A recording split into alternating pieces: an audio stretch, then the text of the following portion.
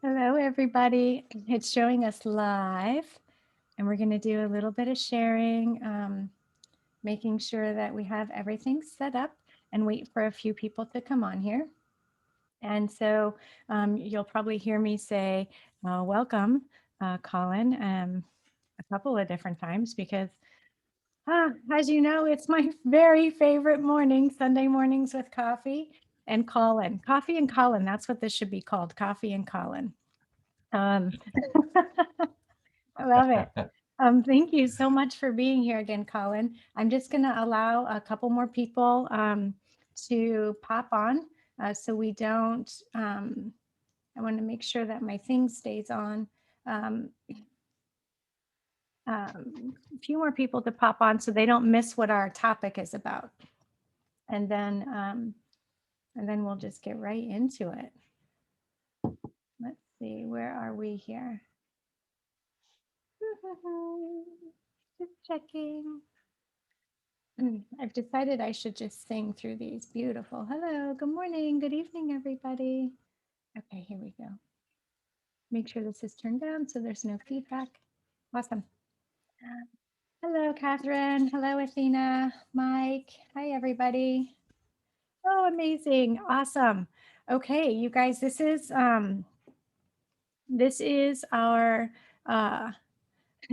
I feel like we've really kind of been doing a deep dive. I know some people feel it a little more on a cellular level, and some people are still in the mental level. Both are perfectly fine because we actualize exactly where we are in the moment, and it's always perfect right where you are because it's little steps that we take as we move and grow into the beingness of who we're going to be, of who we are, not who we're going, but we knowing we can also make those changes. So we're going to talk today. Colin has a really great perspective. As we talked last week about avoiding spirals of self-defeat. Well, this is what we're going to talk about today, avoiding spirals of self-defeat. Because last week, what we went over was how to make good choices and that we're responsible for these choices. And this is about how we step into our power. And today we're going to talk about how to not make bad choices. I think that's perfectly fair to say. Um, Hi, Colin. Yay. I can't wait. I can't wait. So, welcome. I'm excited for our Yeah, topic today. I like to think of it this way that every one of us has a little bit of Judas in us, in that we betray ourselves. And, we think of Judas, the character in the Bible who betrayed Jesus, as a nasty character.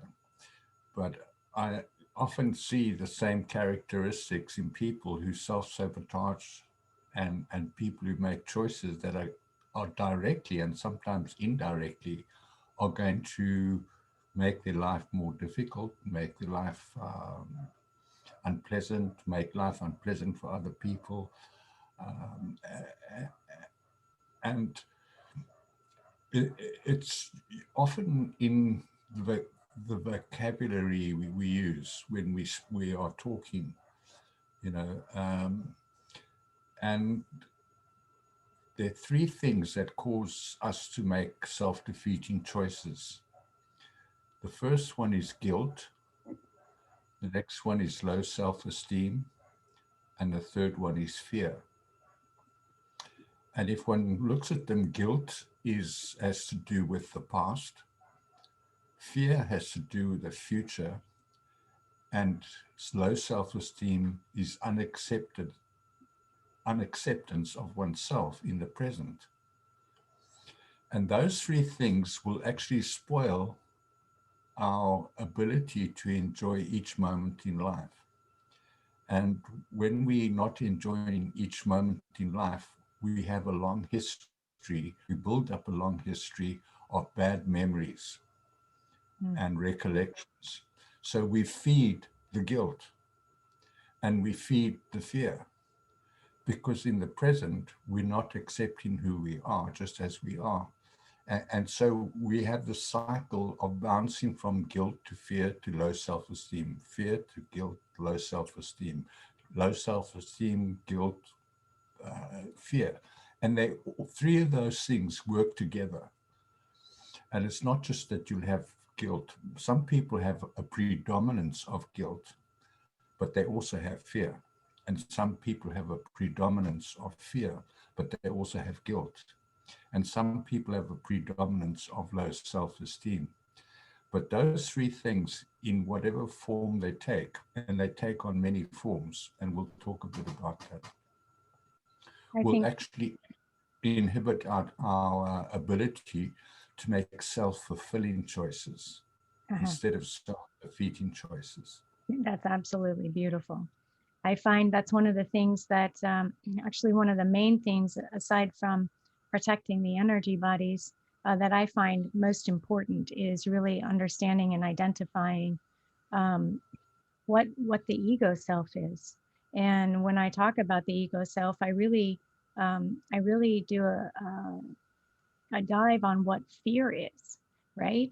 And then, of course, we do get into these other emotions, but so many of us are operating on a daily basis from fear and not even understanding that most all of the other lower vibrating emotions come from fear. And so it's Yeah, always some form, there's always some form of that, like a little tick embedded into the light body, right? That just keeps that frequency coming out. Whoom, whoom, whoom. yeah. And there are two kinds of fear. There's one fear which is a rational fear, like the fear of jumping over the bridge and hurting yourself when you fall in the water. That's a Mhm. rational fear. But most people fears are irrational. Yeah, Okay, like we've just seen in this pandemic, people were gripped by irrational fear. When I say irrational fear, they were told that there's a virus in the air, and if you get the virus, you're going to die. right. And and people went into this irrational fear. Now, the only part of it that's rational is, yes, there is a virus, and we catch it every year, and it's called the flu. It's the same thing that they did with uh, polio, right? They say, "Oh, we eradicated polio from the planet single-handedly," and instead, all they did is change the name of the new the new paralyzing symptoms. Right? They decided they're going to call it something else. They just Yeah, change, manipulate the names to like suit their needs. yeah. But if you see people's reactions to this irrational fear, I was amazed in the beginning when it first started, where I saw rational people, people who were smart, people who were, well off, people who had no reason to fear anything. Suddenly, they started having procedures in their homes of washing and disinfecting everything, believing that this nonsense that there is a virus in the air. Viruses do not get carried in the air. We create the viruses inside ourselves and we spread them by sneezing or exchanging body fluids. That's how you get the flu. You don't get the flu out of a little bug flying in the air. That's nonsense. That's never been proven. That was called germ theory that was developed by Louis Pasteur, which is, and most of what he said is nonsense, but as a result, they took all the good bacteria out of milk because they said that, pasteurized milk, you've got to take out all the bacteria in milk. So we drink unhealthy milk. We don't have all the bacteria in the milk that we should have. And so this world has gone crazy with irrationality, where people have this fear of getting sick, whereas inside them they've got a miraculous system called the immune system. Right. Oh my gosh, I think yesterday was definitely a day for me, Colin, because it was like all of the sudden the gates opened up. I had time to kind of focus on humanity for a minute as I was as I hadn't been doing that. I've been doing my workshop, but everything just opened up and I started to re-see everything, and all of these new um, irrational fears I was sensing in the communities. And so I just took a minute to kind of pop into what was going on, and I couldn't believe the cognitive dissonance. There's like a whole new wave, and I know we talk about another wave of like people kind of standing up and standing into their power, but it felt like there's this whole new wave, which actually made me hopeful that more people are saying, "You're lying, you're a conspiracy theorist, you need to put your mask on." That's crap. Immune systems don't cure this, right? This kind of stuff. And so I was just seeing it everywhere, and I just said, I just laughed to myself. I said, well, I'm just going to channel Colin for a minute. What would Colin do? Do a little dance of joy, do a little smile, and post some really simple articles on the immune system, right? Yeah, but most people's fears are the fear of the unknown. And so they try to avoid things that are not known to them. Yeah. And that is self-sabotaging because that restricts you from learning about the world and the universe because you're afraid of learning something that doesn't you might not agree with, that might change your consciousness, might change your personality and your beingness. And so people avoid new stuff because they're afraid of the unknown. And I discovered that in my own journey with, my higher selves when I first encountered them on a physical level. I mean, they 8 to 10 feet tall, and that I was terrified when I first saw them. And afterwards, many months later, I spoke to my higher self about this, and I said, did I have that response? Why was I so afraid of you? And then he explained to me, because humans are afraid of the unknown. They don't want to know about the aliens. They don't want to know about ETs. They don't want to know about the universe they live in. They just accept anything that agrees with what they already know. Yeah. And so they rationalize everything around stuff that they know. Whereas it takes a very adventurous and pioneering spirit to say, let's go into the unknown. Yeah. Let's try to do that. Like people who take ayahuasca, they know there's danger to it. They know it can be an unpleasant experience, but they still do it. And hats off to them because they are willing to take a chance, a risk, and and give themselves that experience. And that's what we're here to do, to give ourselves experiences which refine our souls, and that teach us, that trigger us. And then we learn to overcome our irrational fears. We learn to overcome the unknown by making it known. So many people are afraid of what they don't know. Yeah. I'm not a huge ayahuasca journeyer or promoter of. I see a lot of opportunity for entities to get into the body that way, but I do love the adventurous soul that is like, I know that there's a chance here. I know that, these things can happen. And I don't know any other way to connect with other possibilities. So I love that aspect. I love that spirited person, because Yeah. it's if we didn't have that, like you said, pioneering spirit, right? Then we would never be awake. It makes me think of toddlers. When a toddler has a toy, they don't want to share it because they identify that toy as a piece of them. And so there's a bunch of adults running around identifying with these narratives, and they don't want anybody to take it away because then they're not going to know who they are. And so essentially I'm just seeing a bunch of like grown-up toddlers, right? It's like I'm not trying to be mean or judgmental. It's just as effect. It's like we don't want to let go of who and what we've identified as because, like you said, we're afraid. Yeah, yeah. So there is a lot of fear in society generally, and that fear is used to manipulate the populations of the world by the fallen angelics. Hmm. So the more we learn to overcome our fear, the better it will be for us. Yeah. Yeah. There's some really, really fun comments in here, Colin. I know we have so much to talk about, but let's see.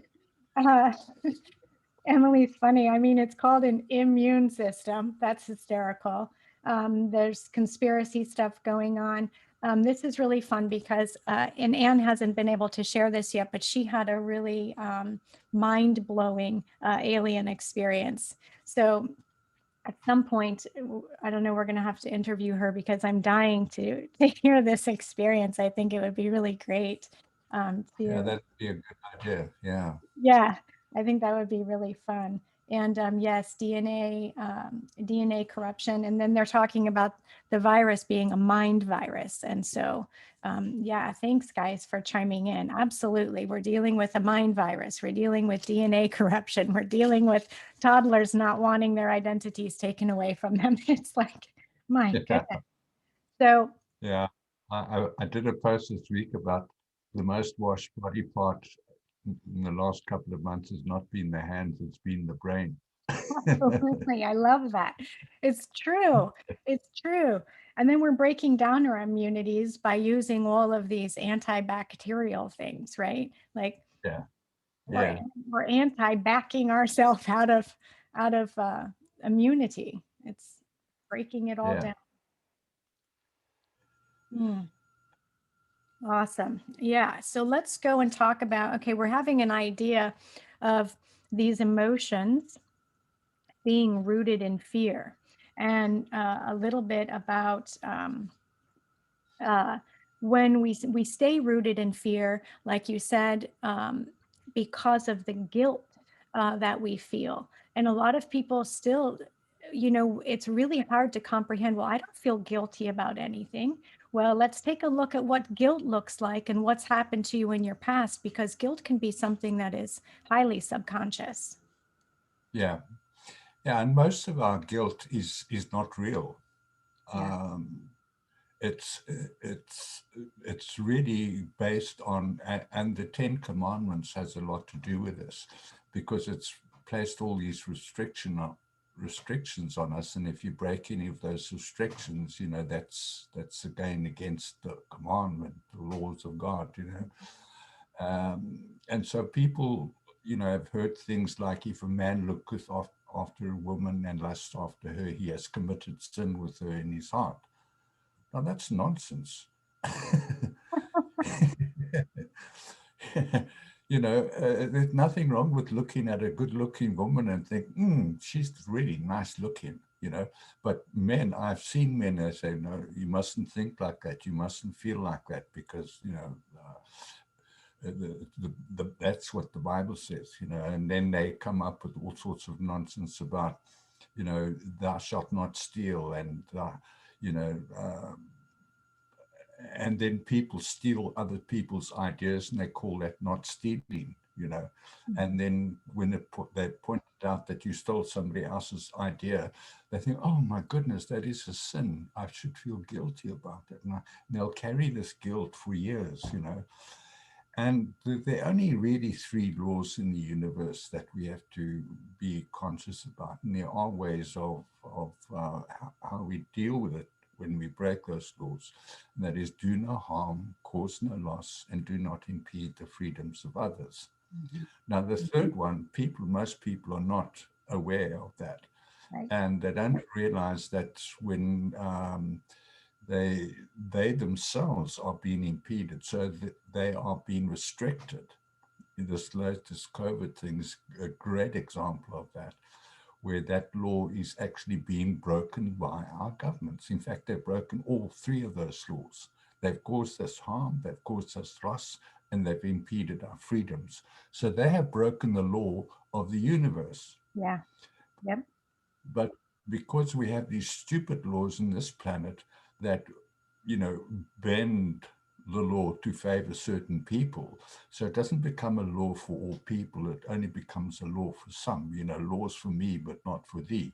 Mhm. Mhm. Exactly. And yeah, so a lot of our thinking and our feelings about guilt are not real. You know, when I learned this, I started examining my guilt and saying, what do I feel guilty about? And then I think I remember once when, my brothers and I were playing with the dog and the dog jumped through the window, and then they blamed me for it because I was the youngest. And, my mother never used to smack me. But then my mother came home, they blamed me for that. And then she whacked me with a cane. Mm. And after that, I felt guilty about being around dogs. I shouldn't, because I'm going to get blamed for something and I did nothing.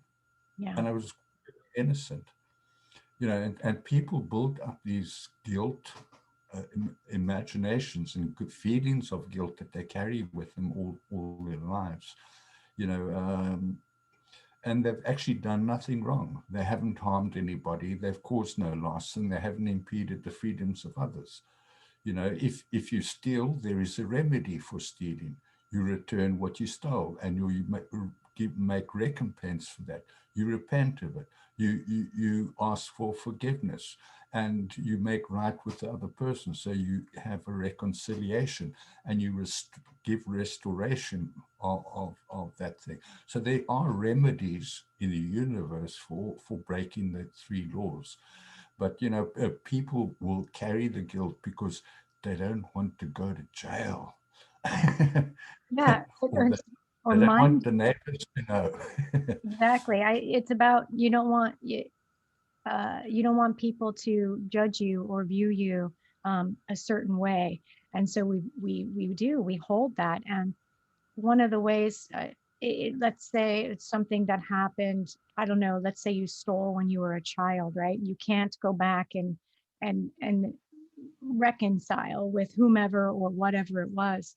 Yeah, The important part then, I think, is to then forgive yourself and say, even though I stole this candy bar, I forgive myself anyway, right?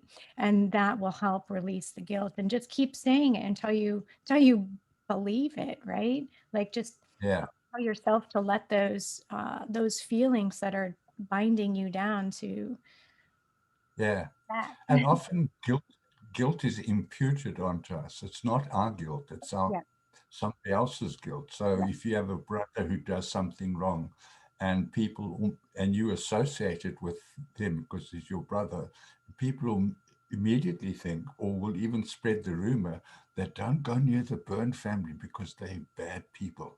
And yeah, so I've done nothing wrong, but because my brother's done something wrong, I feel guilty about it. yeah, And we see it happening all the time in our society. Oh, you are racist because you're white. It's like only whites are racist, blacks can't be racist.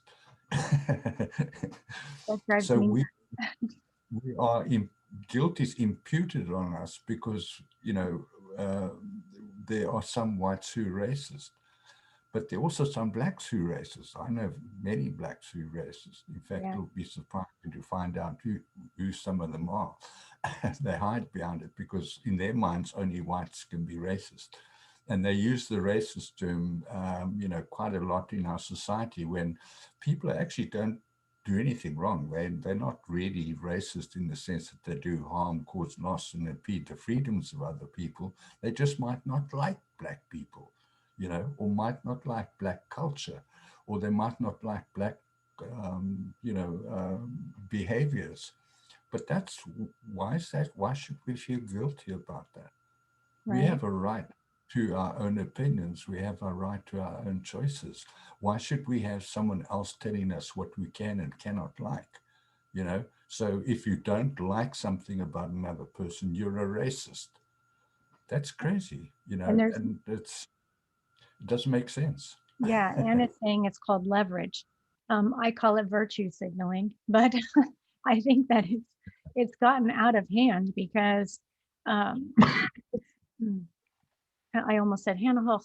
Uh, yeah, um, there's no getting around. To the best of our knowledge, there's no way to move around this culture of virtue signaling. And if you don't feel guilty for being white, well, then you're not really white, or you're not a good white person, right? And I don't know. Uh, that goes into privilege and who has privilege. And it's like, well, if you go into this Black Lives Matters nonprofit organization, go find out where those women who started the movement live and how much money they make. And I think we'll see that there's privilege in all races and colors. And uh, and I don't even call it privilege. It's just, it is what it is. It's, privilege is such a strange word. Um, it, Yeah, it, it's such an odd word. I still say I can't wait until we're just all like telepathically communicating from the heart, and we can just forget the nonsense. And Anne again is saying we all have DNA from everywhere. Yeah, there's only 12 tribes here. You know what I mean? It's like we're all we're all the freaking same. yeah. And you know what happens in our society, the controllers here continuously bombard us with fear and guilt stories. You know, it's their job to keep us feeling afraid and feeling guilt. The third one is low self-esteem. And if you see how they manipulate people to make them feel less than they are, and to make them give them inferiority complexes and feelings of lack of self-acceptance, because if unless you have a certain look and a certain, fashion, and you have a certain amount of money and you have certain, cultural behaviors, you're not acceptable. So everybody's trying to be something that they can't be. And the remedy for fear, guilt, and low self esteem is to go within. It's not out there. You can't find release from guilt, fear, and low self esteem out there, because out there is filled with guilt, fear, and low self esteem. One has to go within oneself and to actually examine these things closely and deeply and say, why do I feel afraid in this moment now? What is there to be afraid of? And people will carry fear with them. And but if one goes within, you say, in this moment now, do I have anything to be afraid of? And you say, no, I don't have anything. So get a hold of that feeling. I am not afraid, Yeah. because in this moment now, I'm not afraid of. And people will find that 99% of their lives, there's nothing really to fear. There's only bad things happen to people about 1% of their lives. So why fear? Because in each moment in time, we experience freedom from fear, but we carry the fear with us because we make a choice to. Yeah. And that's what is called a cycle of self-defeating behavior. We go around hitting ourselves on the head, self-sabotaging ourselves, because we just won't drop the fear. We won't drop the guilt, because in each moment now, there's nothing for me to feel guilty about. What have I done? Should I feel guilty about now? So drop the guilt. In this moment now, what is it about me that I should feel low self-esteem about? Okay, I'm ugly and I'm old and I've got smelly smelly breath, but that's okay. I I know. like myself. The low self-esteem always comes from like us giving ourselves personal attacks. I don't like the way this looks. I don't like my hair. My eyes are too wrinkly. My boobs are too small, right? Everything is like, uh, Yeah, become, yeah, we beat ourselves up about everything. Too small compared to who? Wrinkled compared to what? Like, like, and why does it matter? And if we could be comfortable, if we could be comfortable, what I found, Colin, this is interesting. The more we connect into our light body, and the more we are able to be in 0 point and release the fears, actually, the younger we look, the brighter our eyes get, the clearer our skin becomes.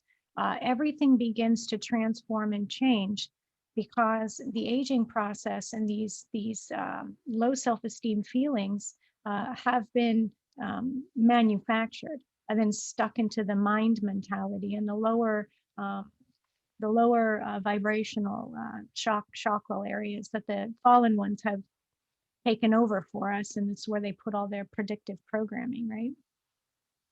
Yeah. And, I've seen a lot of people around, and I've had a lot of people contact me on Facebook and message me, and I've gotten emails from people who are feeling extremely depressed Yeah, at this time. yeah, And I've known two, three people in my immediate surroundings, connected to my neighbors that I met that have committed suicide. All three of them were young guys, and so there's a lot of depression now. People should understand that this cycle of self-defeat leads to depression. It depresses one because people can't see a way out of that. So perhaps we should talk about how do we get out of that cycle of self-defeat? How do we overcome that cycle? And yeah, and once people can recognize that someone is in a self-defeating cycle, and what self-defeat leads to is something called immobilization. yeah. It immobilizes you so you just don't want to do anything about it. And once you're stuck in that situation of immobilization, you feel um, incapable of doing anything about it yourself. And I know so many people who get stuck in this immobilization mode and they just can't seem to get out of it, you know. And I only once in my life ever suffered from depression, and that was after I was getting divorced. And I went to a psychiatrist and I asked for some antidepressants, and I bought them, and the antidepressants made me even more depressed. But I saw that I was getting immobilized. Mhm. I got to a state where I lacked motivation to do things. I just wanted to sit at home and mope. As someone said to me, "Oh, you in the dungeon digging holes," That's and exactly. people, they will sit in the dungeon and dig a hole for themselves, jump in and cover themselves up.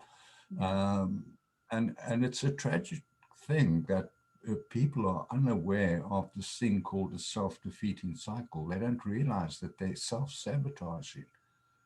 It's And people, yeah, go on, Chastity. it's just making me think about because I have been I allowed myself to be victim to postpartum depression, and I've had 5 children.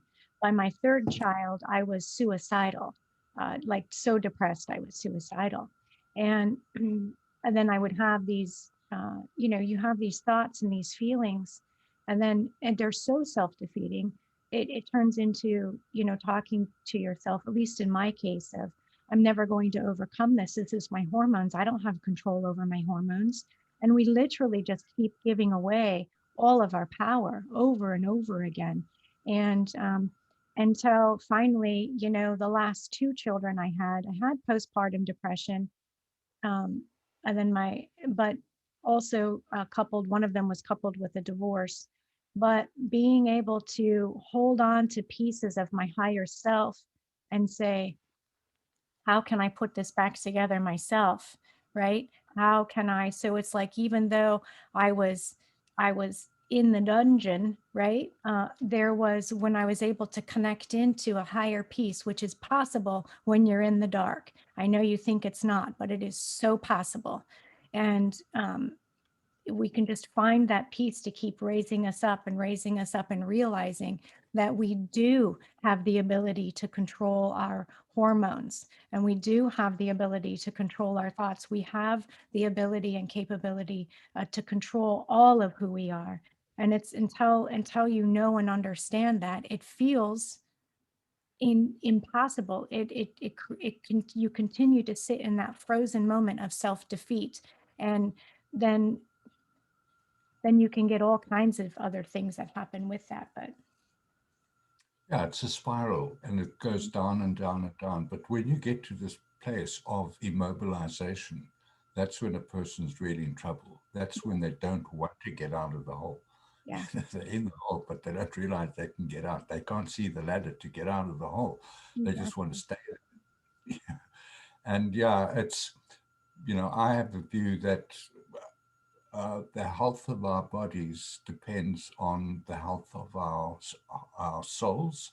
It depends on the health of the earth, everything around us, Yeah, and it depends on the health of our bodies. And yeah. I believe our thoughts and emotions uh, project directly into our physiology and anatomy, and can affect our physiology and anatomy. We can see this when you get a fright, for instance, your body, closes up and you get anxious and you start shaking and get nervous and your muscles tighten, your lungs tighten. And it's your mind telling you there's something you should are to be afraid of, and that has a physiological result. So people carrying guilt, fear, and low self-esteem don't realize that it's making them unhealthy, you know. And one of the ways to keep healthy is just to go within, spend time alone on your own, meditating, and say, in this moment now, there is nothing to fear. In this moment now, there's nothing to feel guilty about. And in this moment now, I love myself and I love the world and I love the universe and I love everybody in this planet. And just express that. And then you build up that, because love will overcome everything. Mhm. Love of self, love of each other, and love of God. That's really how broad love is. And love is a very powerful and creative energy, and anything can be overcome with love. I don't believe there's any situation that cannot be overcome when there is love. But what happens with somebody who's in a depressed state, they don't get help from, usually they're in a depressed state because they're in a depressed environment. Mhm. They're in an environment of either oppression, suppression, or depression. Mhm. And oppression and suppression can cause depression. So when people are suppressed and feel oppressed, they can easily become depressed because they feel the environment is just working against them. And that's why often people come and tell me their troubles and they say, oh, I can't stand where the things that are happening around me. And I say to them, well, just get out of there. Mhm. Move, Mhm. move out. We don't have to submit ourselves to toxic environments. We can move. And people will rather stay in a toxic environment than do something which is self-fulfilling and move out of the toxic environment. Yep. And whenever I've been in toxic environments, I just say I'm moving. Right. Can't. Yeah. And then, some people may say that's you like not facing something. And I completely disagree with that. Some battles aren't ours to fight, right? And if somebody else is imposing themselves upon you, creating harm in your environment, impeding your freedom, um, any of these things, creating loss, the three topics that you talk about, harm, loss, and impeding freedom. One person, and you can think of poor relationships, whether that be sibling, romantic, parental, governmental. It's kind of hard to separate from the government. Considering we have to live in the 3D reality, but there are things you can do. Or, uh, yeah, I just lost my train of thought of like all the things, but you can see with that, there's a list of things. And instead of binding yourself to those um, options, why not free yourself? Why not take the chains off and create your own opportunities, your own love for self, your own everything, and Yeah, completely rebuild? yeah. and that's part of the low self-esteem. People are incapacitated. Hmm. They don't feel they have the ability to change things. And when it goes, it's also a cycle of low self-esteem. It incapacitates you.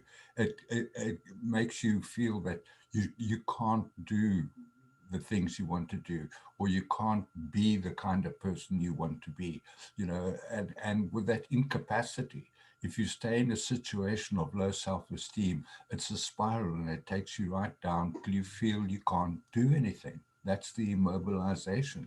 The fear is the same. When you stay in a situation of fear, eventually it will immobilize you. And when you're in that state of immobilization of, because my fears, guilt, and low self-esteem, you just don't feel you have the ability to do anything about it. And, so I encourage people when they come to me, I say, first thing, who's responsible for the situation you're in? I, and I don't let people play the blame game, Yeah. Oh, this is happening to me, so this is why I'm feeling the way I am. Hmm. I said, well, who's responsible for that? Well, the other person, because they're doing la la la. And I said, but you're there. If you're experiencing it, you're responsible for being there. You're Don't you participating. realize? Yeah. Yeah, you are participating. That, that's that one always, that one is and it's touchy to talk to clients or friends or what have you, to really hold up the mirror and say, you know it's up to you to change this. Only you can change this. Only you are Yeah, responsible. And that is a really, really hard one for people to, uh, that's going to get into attitudes of mastery, right? Like that's really a yeah. tough one to, Yeah, uh, I add though, if that it's up to you to do it, but I will walk alongside you. I yes, will help you. I'll yeah, hold your hand hmm, and take that experience. But it is up to the other person to help themselves. If yeah, they don't do that, there is nothing anyone else can do. no, But if they decide for themselves and take responsibility for everything that's happening to them, then they can overcome anything. And all you can do is offer to be there to help them. yeah. I had a girlfriend who was in an abusive marriage, and then I had helped support her to leave because she finally found the courage to change her situation. And so that was very exciting. But then she lost her courage and strength and went back. And then, my response to that was, I don't know how to support this. I don't know how to be supportive of this. To which we stopped being friends for quite some time until she was able to then find her own strength. Sometimes we can't compromise um, our own values. I don't know, or we can get sucked down into the hole with people. And Yeah, so sometimes we just have to say, I'm so sorry. I don't know how to be supportive of poor choices. And, yeah. and You that's you okay. yeah, you go a certain way with them in your journey, Mhm. but if they keep doing the same things over and over and again and making the same bad choices, that's when you have to remove yourself because they're not doing what they should be doing, and you can't do it for them. Right. You know, Yeah. I wish I could sometimes smack people on the head and say, "Wake up," but Right. I wouldn't cause him harm. Right. That's just, yeah. My goodness, there's just so much to think about here because when we take responsibility, we can self actualize and literally create anything. And this goes, full circle back into how powerful we are and how amazing of our lives, how amazing. There is so much out there. We think Colin and I aren't the only ones talking about stuff like this. And if we had just decided we're not going to share this information, I'm not going to help people. Colin's not going to help people because there are so many people out there. There won't be enough. What is that going to do for? Yeah, how is that going to work, right? And truth of the matter is, there's so much of everything. There's so much of us. There's so much information. We all have different pieces. We all have different energy signatures.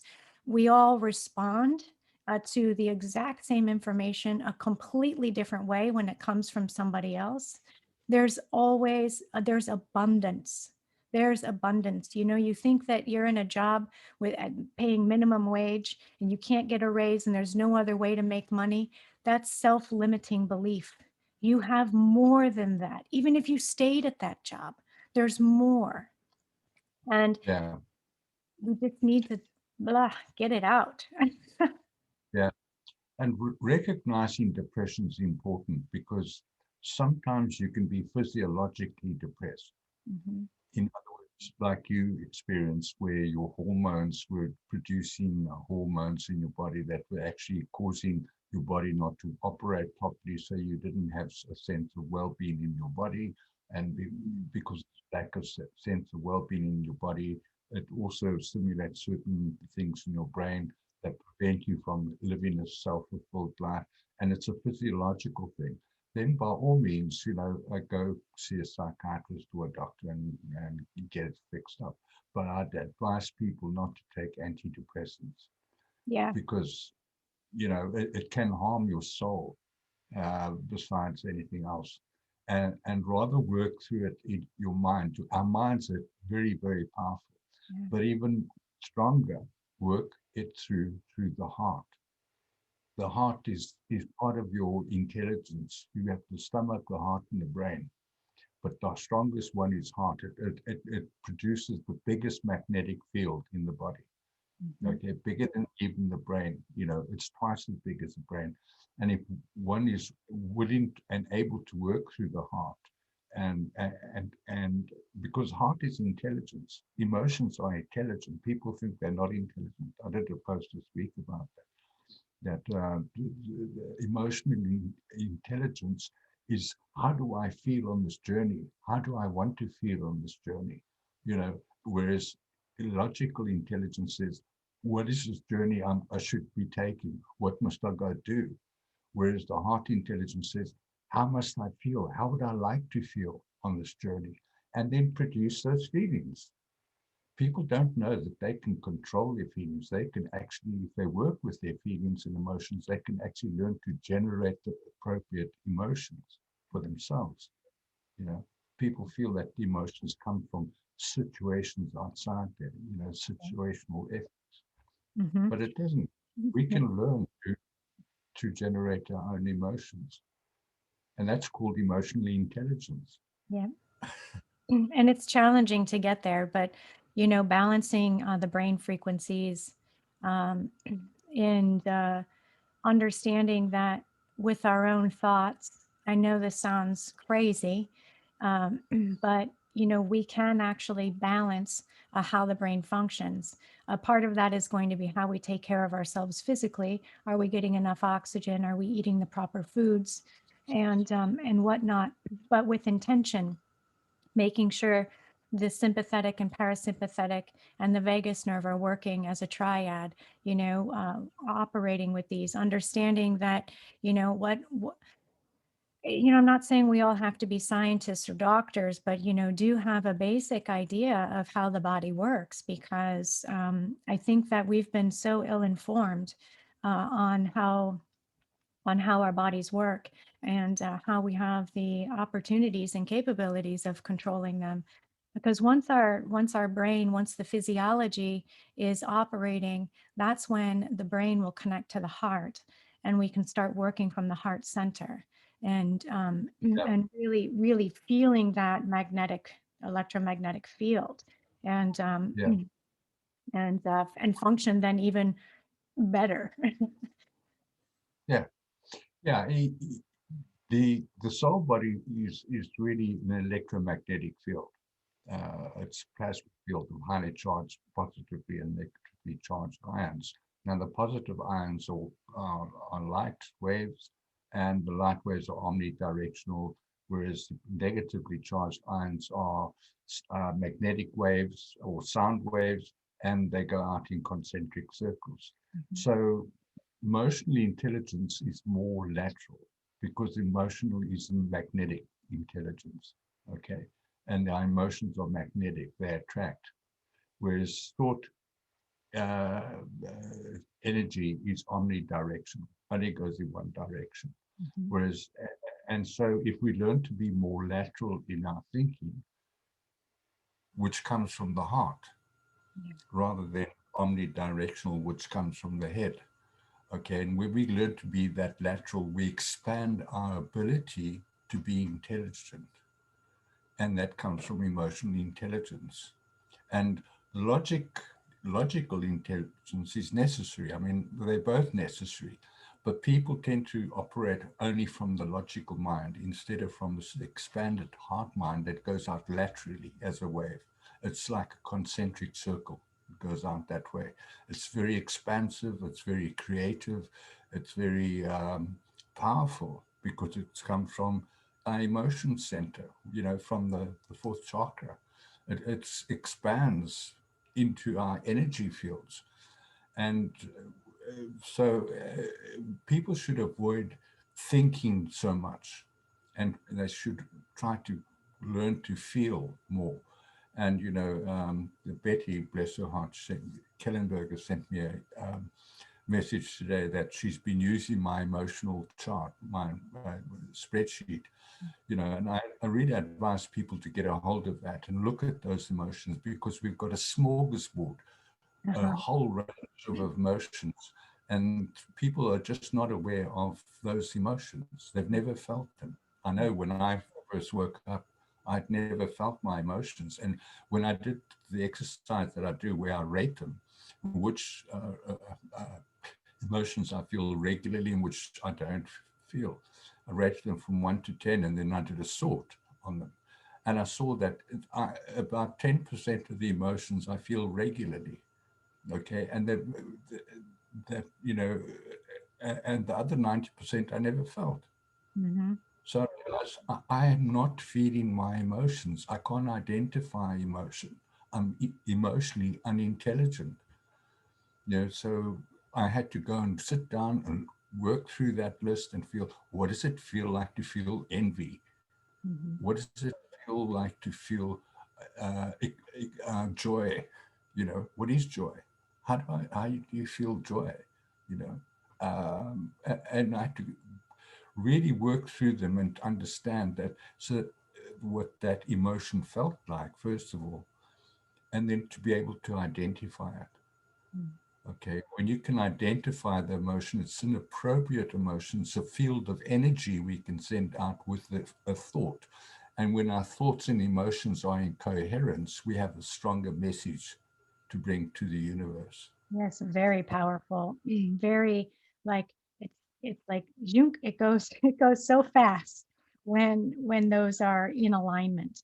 Otherwise, we Yeah, kind of run in circles going, how come nothing's happening? I'm manifesting every day. I'm sitting in meditation every day. It's like they actually have to be in alignment, right? Like you have to think and feel the same, not use yeah, self-defeating techniques of, well, I did a meditation, but I don't really know if it's going to work, right? So it's like even if we're not saying that out loud, but we're thinking it, or when they're not in alignment, it's not going to be uh, as effective or yeah, effective at all in some cases. yeah. And so to live self-fulfilling lives, we need to be more heart-centered. Or when I say, I don't mean dominantly heart-centered, because I think we are predominantly head-centered, thought-centered at the moment. We need to work more with our emotional bodies, because our thoughts and emotions must work together. And if we can't uh, do that, we can't create that cohesive wave of energy, then we are going to be in the cycle of self-defeat for a long time. Yeah. And it's Hmm. not easy. We actually are very powerful beings, uh, very powerful creative beings, and you know it's up to us. It's each individual must take that responsibility. No one else can do it for them. You know, I but agree. we can only give great shows. Yeah, Lyndon says the care of another can help to find courage to pull yourself out of the cycle. I agree. Even having the care of another can create you not to fall so deep down the hole that you can't get And out, right? yeah, and courage is an emotion. Yeah. Yep. Courage is an emotion. Who knew? Yeah. Right? Who knew? Thank you for that. Absolutely. Wow. I feel like we've really been able to kind of come full circle on this. I hope that people are better understanding how they can make good choices. How this ties into, being understanding what past, present, and future are. How fear um, keeps us away from the future. How guilt keeps us in the past, and how um, self the low self-esteem keeps us in the present. And when we understand the dynamics of that um, time sequence, then it's easier then I think to better identify how we get out of this. What am I afraid of for in the future? I'll tell you what, I've lost everything time and time again, and there's nothing, like I don't think there's anything that really could scare me at this point, right?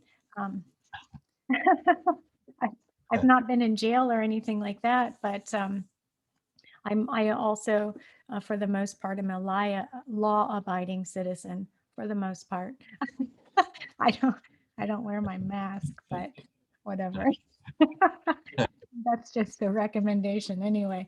But yeah, what am I afraid of in the future? Am I afraid I'm not going to have a place to live? Am I not going to have any money? Am I going to die?